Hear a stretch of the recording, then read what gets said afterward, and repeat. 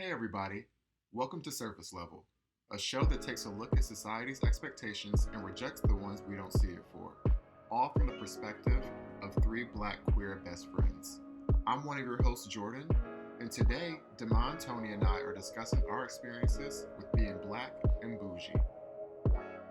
Why do we feel disconnected from our hometowns? Do we suppress our privilege or success to make others feel comfortable? This is it because I'm blackish? Is it because I'm blackish? All right, so we're gonna talk about like our unique experiences of being black today, but I think that it'd be fun if we did like a game of this or that. Okay. So quickly, maybe Damon first. Ciao. Let's get into it. Mac and cheese or collard greens? Ooh, Blackest. All right, pick right. Ooh. I'm gonna go with mac and cheese because I feel like I've had some good greens outside of the community that I will deal with. Really? But I can't eat that soupy mac and cheese that the girls don't bake. That Kraft? Ooh. You got Macaroni and some cheese. good collard greens out of the community? You know, if you go to like New Orleans, That's white folks down there get to cooking. Really? Okay. Yes. I've been to New Orleans and actually I don't think I had one bad meal, so I could see that. So yeah, Collard greens. I'm gonna go with the greens. Tony. No, what did I say? I said the mac and cheese, Jay. The mac and cheese. I'm like, sounds good. Moving on. You try to sneak in both. I think a classic is that good baked macaroni and cheese when the top layer is almost a little bit burnt. Crust. It's got to be right. I had a stint where I couldn't have cheese for a while, and I remember that. I was real sad. I was really, really sad because macaroni and cheese was always my favorite. My grandmother, she put her foot in it. But I kind of agree with Damon on that. I could maybe settle for subpar greens here and there, but the mac and cheese is it. It's got to be. What about you, Jordan? Collard greens, for sure. I love collard greens. I do love collard greens. Spicy collard greens. It's my favorite. Mac and cheese is just so hit and miss. Like, I like my aunt's mac and cheese. I don't like many other people's mac and cheese. It's just subject to too much interpretation. People just get too really too like adventurous with it, honestly. And right, I'm just adding like, all extra ingredients. Who told you to put that in there? Get that out of there. Why do we need raisins? Oh, I'm just kidding. I've never had that. That's disgusting. I would throw up. All right. So Tony first. Hennessy or Ciroc? See, I'm not. See, this is You where, have to this pick is where one, I though. have a departure from the community because. But if you're at a party and All right, or if a I'm at a cookout party, and this is all that's available, it's got to be Hennessy, right? Okay. Right? I don't know. Well, how do you feel? It's got to be Hennessy. That is the drink. Like, I have to do a dark liquor in this case, and vodka kind of takes me to a different place sometimes. But I think I have to go with Hennessy. What about you, Damon? I'm gonna go with Hennessy too. I just thought about that video of the people riding by that car and throwing that Hennessy bottle at that reporter. Listen. Oh my It's god! also I think I double just as a got weapon. hit Right? Is that with a bottle of Hennessy? I'm just like, whose cookout have you been at, Damn right. Clarence? Yeah, Hennessy. I do like Ciroc though. Really? It's a very smooth vodka. Yeah, I mean, Diddy did that. What flavor? Well, no, I don't do flavor. Dragonberry? I don't do flavored Coconut alcohol. is actually really good, and I don't do coconut, but that coconut Ciroc, baby. Mix that with a little pineapple juice, you got yourself a concoction. Sounds inexpensive. Jordan? Definitely Hennessy. I can't do vodka, and if I do vodka, I'm just not doing vodka. So Well, no, definitely. Anything can happen, they say, right? She drinking Absolutely. Incredible Hulks. Anything. Absolutely Incredible Girl Hulks. drinking Incredible Hulk body hanging from the chandelier. All right, so this is more like a throwback. So I'm gonna start with Damon. Fubu or Sean John? Think about that. Think about that wardrobe back in the west side of Chicago. Well, it was all oversized, so. Oh baby, I have some vintage Swimming. pictures and pieces. Some vintage what? Some items from back in the day. I'll show y'all. We maybe shared on the story. Love Fubu. Platinum Fubu ripped her up where they had all the little people on there. It was like Fat Albert and them folks. Because people from Chicago love like a set where like the T-shirt has to go with the jeans and then they both have accessories on them. Oh, the girls love the set. Banji. So yeah, love the FUBU. And like Sean John, I think has aged better. Like I'd wear a logo Sean John shirt today, like a black one with like a white Sean John signature. They have new stuff. They still sell Sean John. I think he's still operating. Yeah, owned and operating. I would wear like a Sean John shirt and like a pair of really nice pants. Well, let's just pull out baby fat and apple bottoms while we're at it. Fat Farm was my jam. Iniche was my. Loved it. Loved it. That was my favorite brand. I didn't know what I love to see it. Oh wait, so Sean John over FUBU for you. Well, back in the day, I would say FUBU, like from what I wore more of. But if you were to you was a FUBU girl? Absolutely. I know that's right. I probably wear some FUBU today as well. I'm about to go find some vintage FUBU. Listen, bring it back. I'm gonna tear these girls up. Bring it back. Tony. I will go with today, Sean John. I have nothing against FUBU. I think the clothes were better, and I think it came later on. I think Diddy had a little time to put a little bit more thought into some of those pieces, and maybe that would be fun actually. Now that you mentioned going back and wearing Sean John or FUBU, I would absolutely tearing down the streets of Harlem. I'll go buy a piece. Let me see if they got online. Jordan. Definitely Sean John. She goes for conservative. Is it conservative? Sean John had suits. Like when he had a store on Fifth Avenue. Oh, he did. You went in there, you could buy like a suit. Right. It was an elevated moment. It was elevated. The script gave it away. It was just like, ooh, it's cursive. Oh, okay, this is like an expensive brand. I don't know. I feel like I can't really remember, but I feel like FUBU was not that girl when I was growing up. I felt like it had like a very short moment in Trenton. But like for the most part, people were just like, FUBU feels like a little bit like right. If you ghetto, not ghetto, like just not cute. Oh, like it's like you like if you was really about it, like you was having Coogee, the Coogee sweater on. Maybe Sean John wasn't that cute either, but it was like cuter than FUBU. I remember. Wearing it, Trenton. We was wearing jabot. What? You was wearing straps. You didn't have jabot? I don't know what that is. If I saw him walking down the street, I jeans, wouldn't know what that is. They had the Velcro on the knees. Like it was like you had the blue jeans. Oh, that was luxury. Like straps. That was luxury. Sorry to this man. No, baby, that was luxury. It was spelled Gerbad. Sorry to this man. And I had Aniche. Mm-hmm. Well, that I had. That was my jam. So y'all like things that you could not pronounce. Mm-hmm. It felt foreign. Luxury. That was couture for Trenton. Cool. All right, so you're at a party. You have to choose. Tony, you go first. She's smiling. She got a trick up her sleeve. Nuck If You Buck by Crime Mob or Donk by Soulja Boy? It's going to be Nuck If You Buck because I don't know any of the words that girl is singing when it gets to her part, but I think the hood goes up for that rap verse. Mm-hmm. Now we knucking and bucking. Like that's when everyone's up off their feet. You don't have to know a single word, but you're just excited. You feed off that energy. So yeah, I'm gonna go with that. The fighting song. Okay. Yeah. Noted. And it's like who gonna check me? It's definitely who gonna check me. I'm ready to fight. They're in the crowd. Who's ready to check? Damon. I'm gonna go with Donk. Even though I really enjoy Nuck If You Buck, I'm good on being in dark rooms with large amounts of people that I get ready to fight. And it's just like, you never know. You could be in that room, like you're Howard, and it's just like, y'all ain't really about it.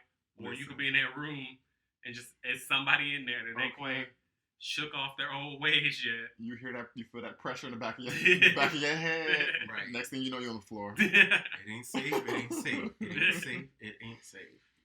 I'm also picking Donk. Like, that's just like such a fun, actually not a twerker at all, but it's also like a really good segue for DJs to start playing Itty Bitty Picky by Nicki Minaj because it's the same beat. So no thanks. Throw Donk. Are you at where that happens? Most parties, and you're with me, so let's not act new. No, that sounds ghetto. It's not ghetto. It's actually very commonplace. She means parties at her house. When I'm at her house, that's what happens. Look, I was on a plane with Dwayne. You know that part. That's you go right into it. And then lastly, and I'm gonna go with Damon first. All right. Electric Slide or cha-cha slide? Electric slide. Why? It's classic. That was so quick. It's classic. Everybody does it. Cha-cha slide, I feel like it goes on for too long. Too many words. Electric slide, I feel like you can like do it till you get a little tired. You're like, oh, that's enough. Y'all just keep shuffling. I'm gonna go back to the bar. Whereas like the cha-cha slide, I feel like I'd be stuck in that thing. Go back to the bar. Where are you at when this is happening? 3 sheets to the wind. No, like what events are you at when this is happening? Where you going to the bar? A wedding? Weddings. Okay. Yeah. That's where I'm thinking about these songs as well. Tony. For me, it's unequivocally the electric slide. I'm an old school bitch. I love my old school jams. I'm doing my 1-2 step. Not too much, but just enough. And the electric slide is that classic Black song that comes on that will always just stick with me and get me off my feet when the DJ drops that. So that's my answer. What about you, Jordan? Just like the itty bitty picky for some people, apparently. Oh no. Look, No. Come on, let's all lift up the classics. That's what we're doing right now, right? Yeah, the classics. Yeah, Itty Bitty Piggy is a classic. All right, moving on. Clown. I'm yikes. I'm definitely picking Cha-Cha Slide. Like, I like the electric slide, but Cha-Cha Slide is really fun when you're drunk. Right? Like, at the time in the wedding where you're just, like, drunk and it's, like, hands on your knees. You're just, like, going off. So you don't care. Hard to work. That part is the most. Yes. Yeah, of course. I'm a twerker, but, like, when I get instructions, I'm not just, like, twerking Twerk because... with instruction. Yeah, like, hands on your knees. I'm like, all right, this is the time where I twerk. You know what? I gotta go. And then I Cha-Cha. I'm going to head on out. do the juke slide, 'cause I'm from Chicago. Oh, the Jeep slide. That's an active activity. That's very seedy, but have a good time. Seedy. Mm-hmm. You from a city with no downtown talking about something being seedy. First of all, we Wu-Tang. I remember you did it in the calf freshman year. Wu-Tang. Okay. Like, who's that light-skinned boy that's always doing the Wu-Tang in the calf? Who's that weird boy Wu-Tang in the middle of the cafeteria? It's just me, sis. Come Wu-Tang with me. You can't Wu-Tang better than me. Child, nobody would dare try and Wu-Tang better than you. No thanks. No thanks. But it's funny talking about that. You are a very different person from the Wu-Tanging 18-year-old we all met you as. Ooh, versus the 30-year-old now. Mm-hmm. Whereas it seems like there's some distance, not just in time, but kind of in experience and in connection to home. Yeah. So like what's been kind of that transition for you, and like how have you kind of changed over time? From the Wu-Tanging 18-year-old to like now. To the jet setting 31-year-old. Jay setting. Hassan. I don't know. I mean, I will Wu-Tang still. I have not seen you Wu-Tang since we were out. Well, that's because you don't Wu-Tang. I did Wu-Tang we were out. I know. Sure but did. like, if I were to like be at a party where, older music was embraced, and I was around some other people from like Jersey and Philly and stuff like that, and they started Wu-Tang, and I knew them. A lot of stipulations on the Wu-Tang. A lot. Because I'm not, who's Wu-Tanging these days? You just said you were Wu-Tanging. I would Wu-Tang if somebody offered me to a battle that I like, that I'm cool with. Would. I would do that. But no, I think that just like over the course of my life, I just sort of reprioritized the things that I wanted. And I think that being in New York has made me feel like I needed to invest more in like other areas of my life. Not saying the Wu-Tang thing aside, whatever, that's like a small thing. Mm-hmm. But I think that I made a point in my mind that like when I came to New York, I was going to get everything that I could get. Mm-hmm. And a lot of that to me meant like financial freedom, the ability to travel whenever I wanted to, the ability to like have influence and power within a professional industry. So like those are the things that I just sort of focused on, and I've really been like trying to grow those skills so that I could be the best at that, and that sort of like consumed my entire life. Mm-hmm. So everything in my life is sort of followed behind that. So it's like, who are the people that you hang around, and who are the influence, the support system that you have around you? What are the events that you go to? What are the social things that you do? What destinations do you travel to? What cultures do you want to learn more from? So I think that that has all sort of like contributed to me being a little bit more distanced from home, just because I've always sort of seen myself as sort of like this man of the world. And I mean, I have worldly. I mean, I knew you were a lady of the night, but a man of the world. I mean, cosmopolitan. Boss said that. She was like, I feel like you're like a man of the world. I don't know if that meant because she didn't realize that I was black. She was just like, I don't really know where to place you. I feel like you're like a man of the world. Very I was just like, okay. But like, maybe we could turn that into a positive? I don't know. Yeah, I feel like I've just been like super serving myself around the things that I feel like I want to see my life become in the future. How about you, Tony? Well, for me, and I think I feel really distant from where I was primarily raised in Buckingham County, Virginia. And I think it's because I never quite fully felt accepted there. I moved there when I was 10 years old, and I felt different. I felt like other. I was teased when I was younger, but who isn't teased, right? I was called... Teased for what? Well, I think the go-to joke for kids is like, you're gay. Like, oh, that's gay. That's just... Oh, so they knew you were gay growing up. Well, I don't know. I think kids just do that. When you're a certain age, like, you resort to what you hear other people say. So, like, when people look at gay, they think that's a negative, right? Or a bad thing. And they just resort to calling you that to make fun. Yeah. Not that they necessarily knew. It was just like, that's what kids do.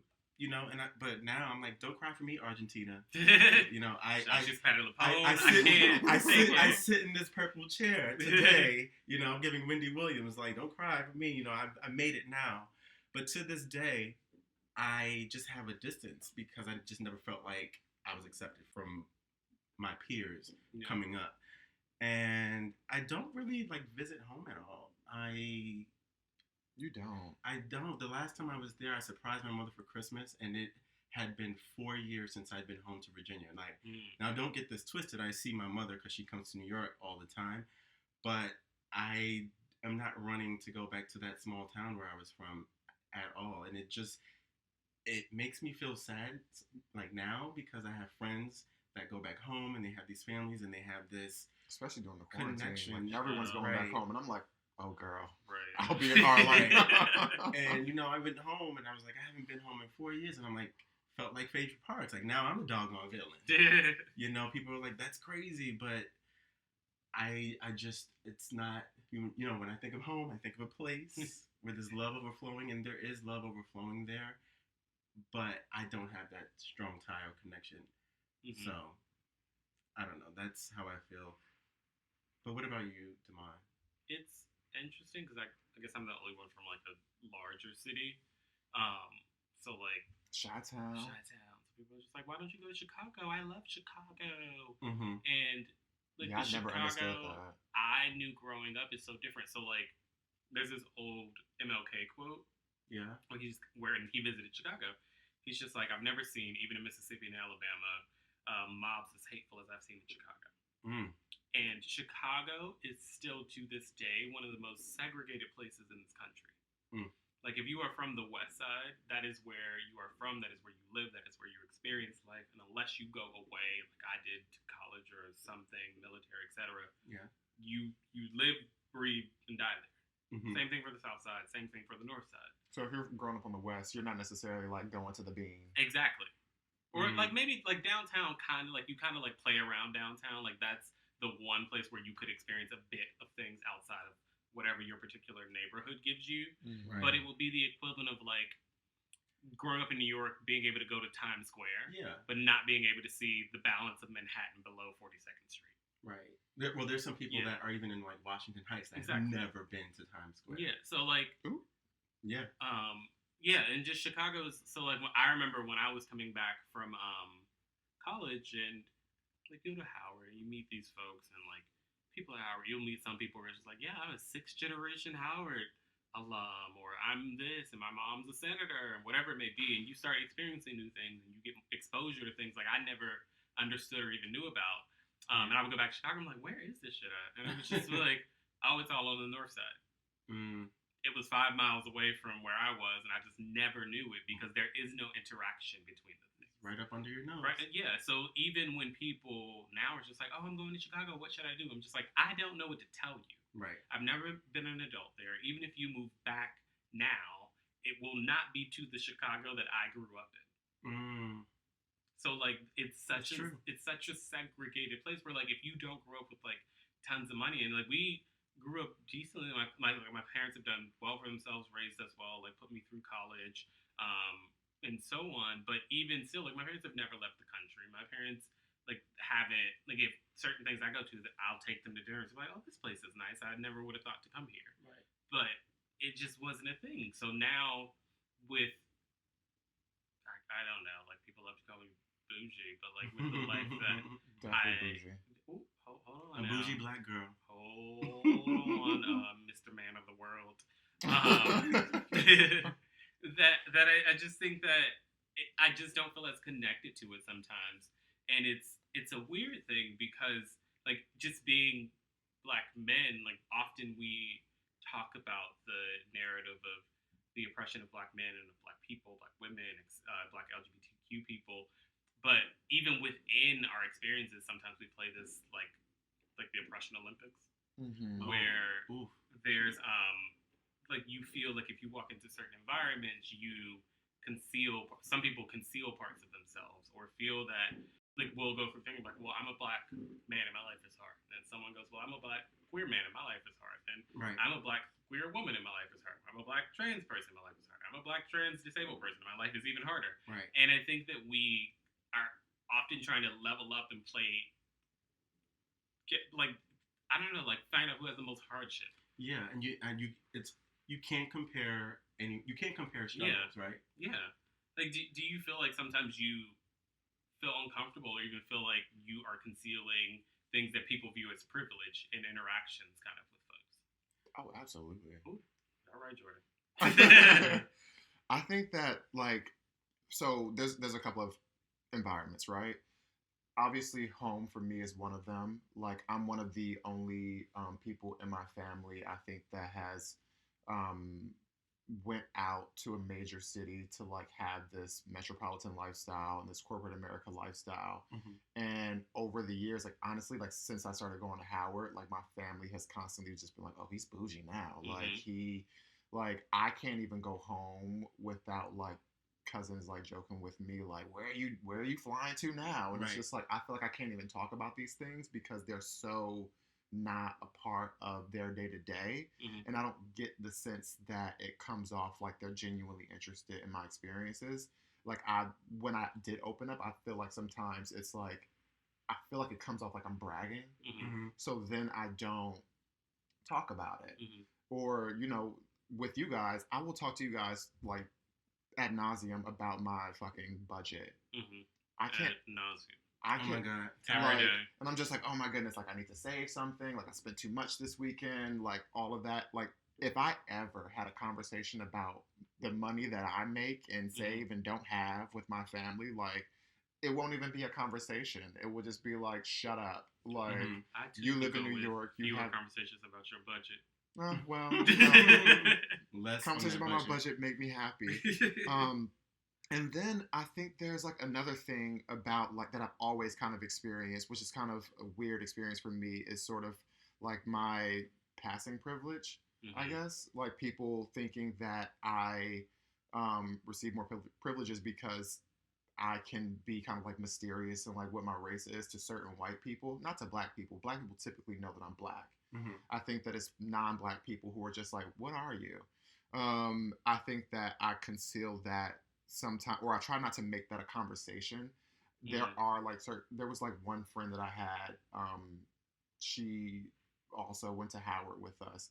Every single time that I was around her, she would like make these comments in big group settings about like my complexion, which made me really uncomfortable. But then she was also dark skinned, and I didn't know if that was because she was like trying to make me feel bad about like my complexion or something like that. But like I feel like over the years I've learned to just like never make a conversation about complexion. It's always been just like very taboo, and I just feel like people don't really respond to a conversation about complexion from me specifically.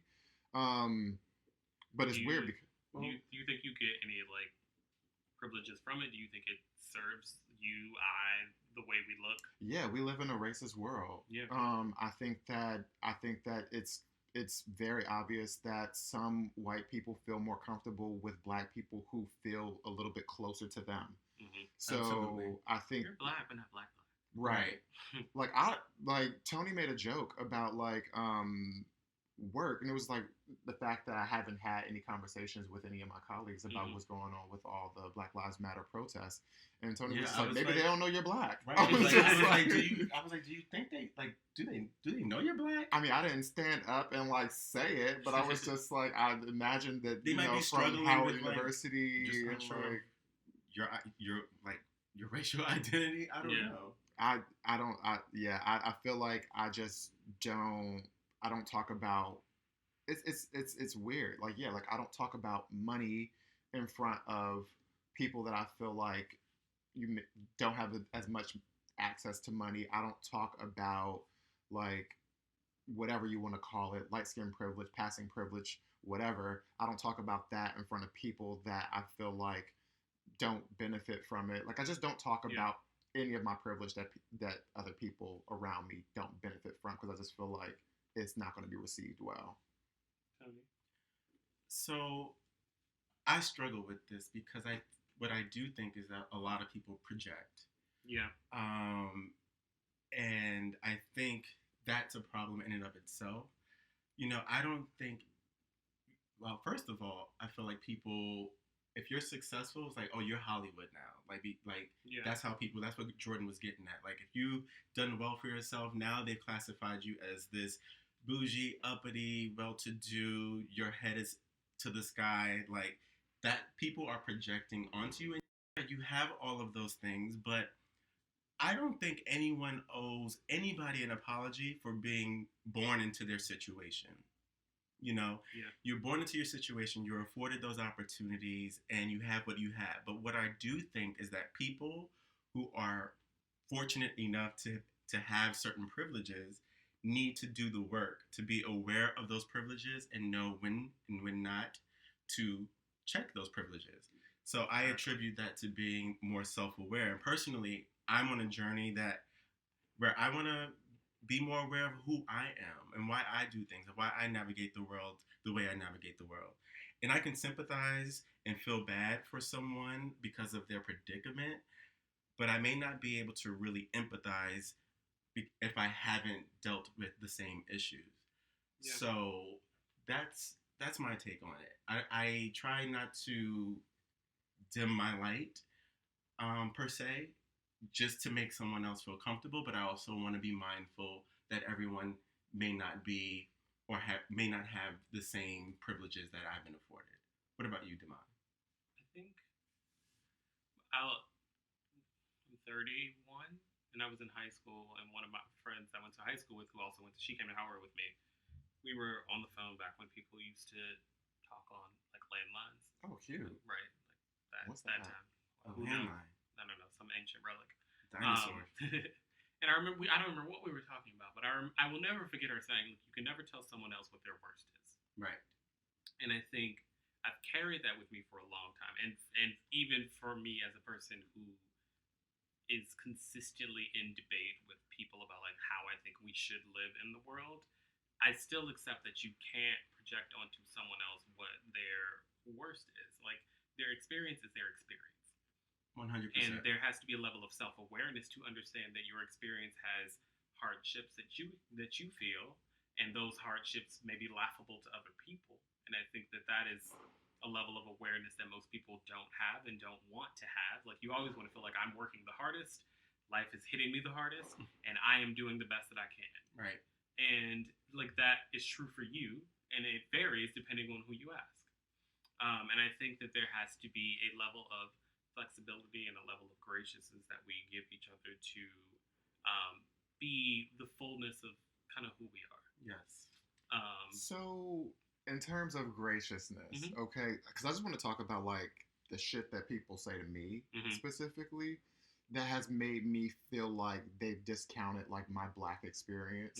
So growing up in Trenton, I grew up in a mostly Black environment, right? everybody's black in school, everybody's black in the neighborhood, and because I was light skinned, like people called me white boy. Mm-hmm. Growing up, like they just basically like stripped my blackness away from me. This one girl, I will never forget her. I'm looking for you. If you see him, call him out. She made time's up. She made so many people in. She made so many people in grade school adopt calling me shrimp. Oh, shrimp. Huh? Why do you call you shrimp? Because I was short and pink. Oh my god! I'm sorry.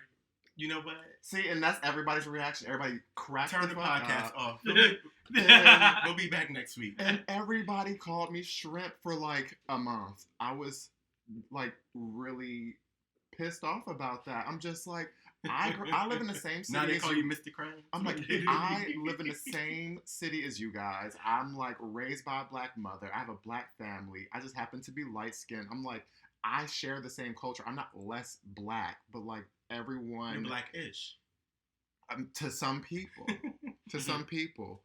Other people who share in my experience, they get it. There was this another girl that I went to school with, and right now we got a list. No, but everybody made this joke that was my sister because she was the only other person that was as light skinned as me. Mm-hmm. Never fucking knew her, but it was like, oh, what's your sister doing? I'm just like, first of all, let's all calm down. Right. But even like fast forward to today, like I've had a close friend call me Anglo-Black.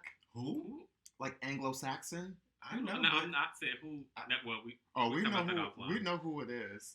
I'll tell y'all afterwards. All right. But I will never forget. You know who it is. He's actually listening to this podcast right now. So you know who you are.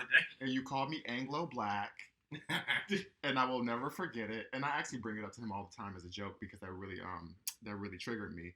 And then I had a coworker call me Starter Pack Black. Oh, bitch. See. It's just, like I can't get around it. Mm-hmm. It's like I could just be sitting here living my life and people just like, you ain't black, and I'm just like, trust me, like there's some people who are darker than me who you may look at and be like, oh, they down for the cause, who don't do the black shit that I've done or didn't live the black experience that I lived. So like I feel like I've just over the time have learned to just kind of like shut the fuck up and eat my fucking rice and not talk about things. But it's really frustrating because like it's not fake. Mm-hmm. Like I love everything about being black. I love black culture. I have black parents. I have a black family. I just happen. Wow. Those eyes, that hair. That sounds very traumatizing. Woo! All right. Well, didn't know that was coming. I was asking for advice, but I guess I didn't get it. How do you be gracious about that? Success. I wasn't saying you need to be gracious. I was saying that people need to be gracious to everyone else's experience. Yeah. What I meant is that people don't have the right to. They don't have the license. They don't have the license to come for your blackness as if our experience is something monolithic. As if what we look like determines how down for the cause we are or not. Well, at the root of it, it's jealousy. You know, people are projecting. You look a certain way, and they don't have that look that they think like. How I think because you're a lighter skin and people associate being lighter skinned with more beautiful. I think people have their own deep-seated and deep-rooted issues with themselves.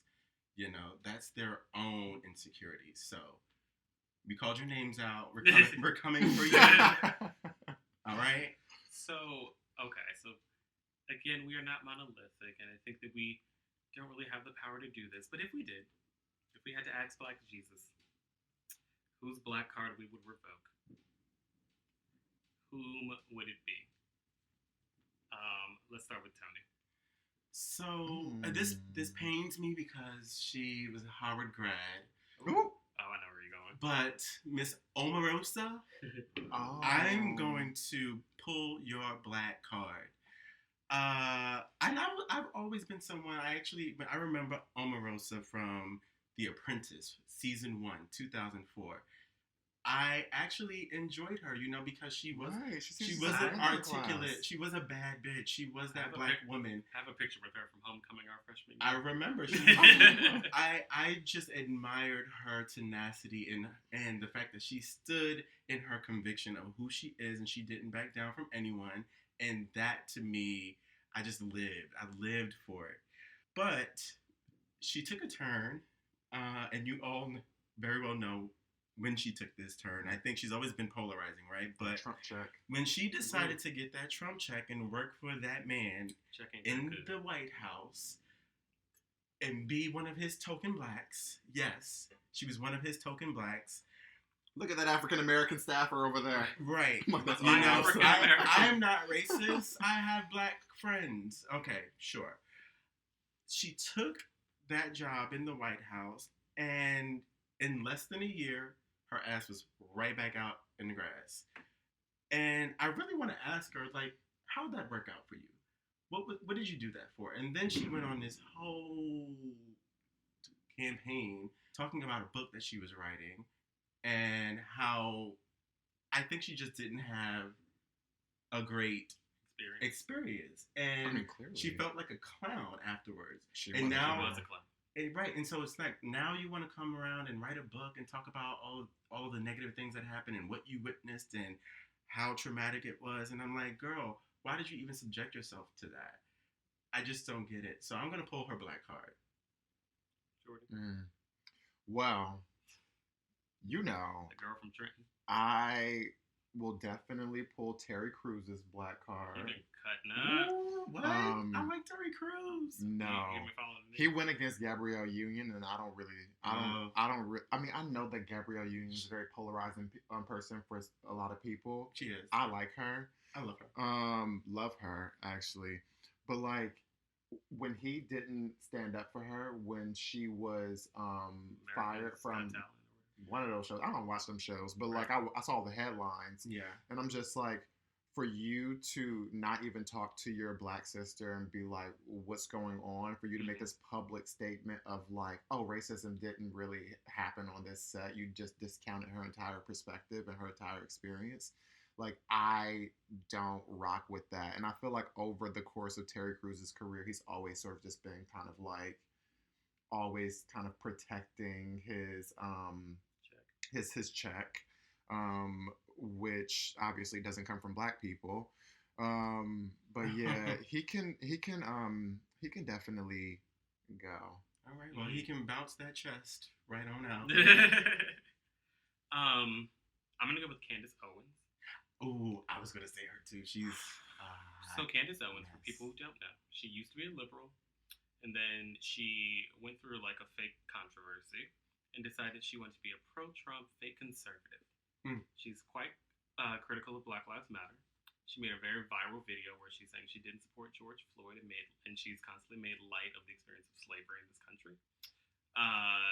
And she has used her moment, I think, to flame hate and conflate so many ideas about things that have nothing to do with each other. And like even in the George Floyd video, like I watched part of it because I got roped into it and I couldn't make it all the way through. And she was basically like, why do we as black people use people like George Floyd, who was a criminal, who was this, as like our martyrs? He wasn't that great of a person. And it plays into this idea of like the perfect victim. Like if you are not the Harvard-educated, bird-watching, Marvel artist that you deserve this. That you deserve this. And I was just like, you are the most opportunist, garbage, trash box. Sorry. That's what I have to say about it. Like, it is vile. And the amount of people and the platform she's built and the fact that she was liberal before and the fact that Kanye trash ass West is talking about, I like her because she's a free thinker that can both burn in fucking hell. And if we ever get the opportunity to trade someone in for them, I'll take either of those owners of Ben and Jerry. So that is today on what really grinds Damon's gears. All right, guys, that's all the time we have this week. Let's keep the conversation going, though. Let us know your thoughts and questions at surfacelevelpodcast.com. If you have enjoyed this episode, please rate, review, and subscribe. You can stay updated by following us on Instagram and YouTube at Surface Level Podcast. And remember, stay curious.